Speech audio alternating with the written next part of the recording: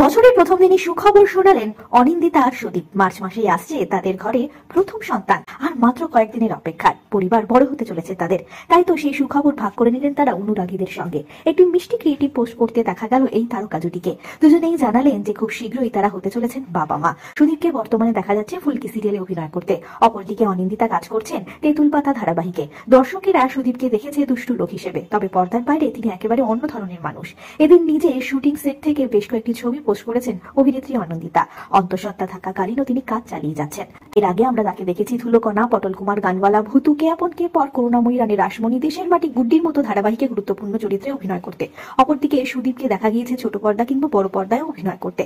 তাকে আমরা দেখেছি চ্যাম্পিয়ন, তুমি আসবে বলে, কুসুমদোলা, কে আপন কে পর, মেয়েবেলার মতো একাধিক সিরিয়ালে। আপাতত নতুন অতিথির অপেক্ষায় রয়েছেন তারা। মার্চ মাসেই আসতে চলেছে তাদের সন্তান। অনিন্দিতা আর সুদীপের জন্য রইল আমাদের তরফ থেকে অনেক শুভেচ্ছা, অনেক শুভকামনা।